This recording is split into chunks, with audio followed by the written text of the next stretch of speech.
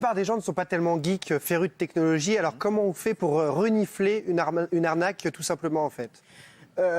Alors, il y a les personnes qui sont par nature prudentes et les personnes qui sont par nature... Aime le risque. Voilà. Ou alors, tout simplement, naïves aussi. Et flairer le risque.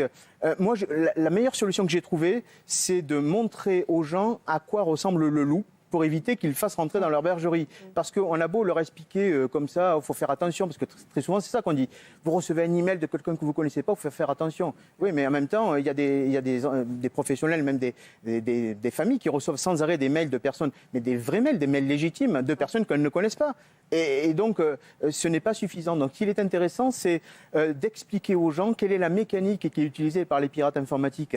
Et ce que je considère comme étant essentiel, c'est de casser ce mythe qui dit que les pirates informatiques ont un coup d'avance. En fait, les pirates informatiques utilisent quasiment toujours, 9 fois sur 10, les mêmes techniques. Donc, il suffit que vous soyez... Donc, ils ne sont pas plus malins que nous, c'est ça que vous êtes en train de dire. Exactement. Il suffit que vous soyez vous sensibilisés à ces techniques et du coup, vous avez un coup d'avance sur eux. Il n'y aura que 1 sur 10 qui éventuellement va sortir du lot et sera plus intelligent peut-être que les autres parce qu'il y en a beaucoup qui ne font que copier ce que d'autres ont déjà fait. Donc, aucune inventivité, peut-être un petit peu de personnalisation. Et c'est ça qui fait qu'on peut avoir un coup d'avance. Juste une question, parce que pour déculpabiliser un peu tout le monde, chaque fois on se dit, si je me suis fait avoir, je suis un crétin. Mais est-ce que par exemple vous, qui êtes un spécialiste, vous vous êtes déjà fait avoir? Alors je me suis fait avoir une fois, il y a très longtemps. Et c'est après coup, c'est lorsque j'ai étudié les différentes formes d'arnaque que je me suis dit, effectivement, c'était une arnaque. C'était quoi, si je peux me permettre? C'est un truc tout bête, on achète un coupon qui coûte 5 € et qui permet d'avoir 50 € de réduction. Ouais, bon, déjà, là, on le voit encore aujourd'hui, hein, c'est quelque chose qui date de moi il y a 10-15 ans à peu près.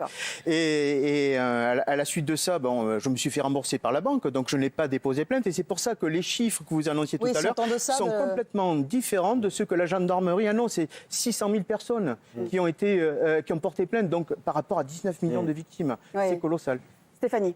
Concrètement, l'arnaque qui revient la plus souvent, qui est la plus récurrente, auquel on est le plus confronté via les emails, c'est quoi ? On retrouve pour toutes les personnes qui se sont faites pirater leur messagerie. Ouais.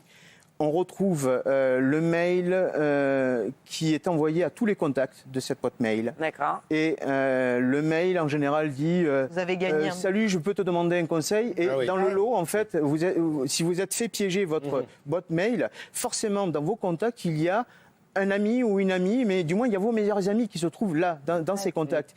Et s'ils reçoivent un email disant tiens, est-ce que je peux te demander un renseignement ou est-ce que je peux te demander ton aide, voilà ce qui m'arrive, je suis à l'étranger, on m'a volé mon téléphone, on m'a volé mes papiers, est-ce que tu peux m'aider?